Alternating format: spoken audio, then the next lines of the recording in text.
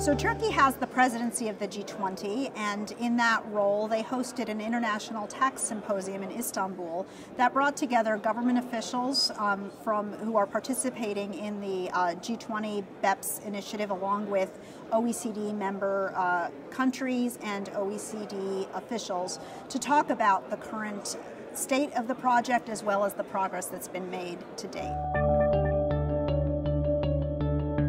The key takeaways coming out of the G20 conference is there is incredible political support behind the efforts that the G20 is making with respect to the BEPS initiative, as well as the OECD's efforts in that direction. I think that it's absolutely clear that this is going to produce action, a consensus that is going to be adopted by a number of jurisdictions.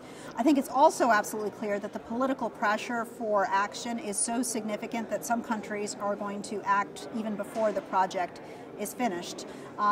Notwithstanding that sentiment, there was a lot of talk about the importance of predictability and consensus, but I think the concern is that locally politics are playing a significant role in what's coming out of the efforts.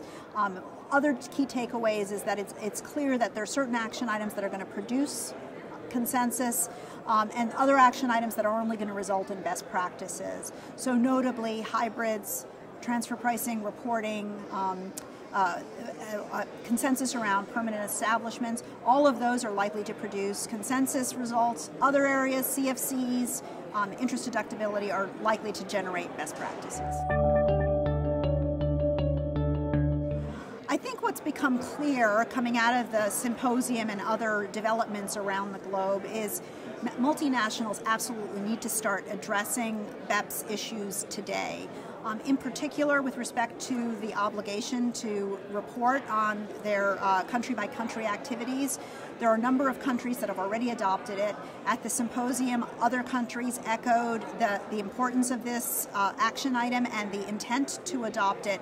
So it's coming in 2017, and business needs to prepare not only for the compliance aspects and the mechanical aspects of being able to meet the obligation to report on their country-by-country information, but they need to think about strategically what this tells, what the story it tells about their company, and keep in mind the fact that it may very well become a publicly disclosed document, even though the intent right now is that it stays confidential.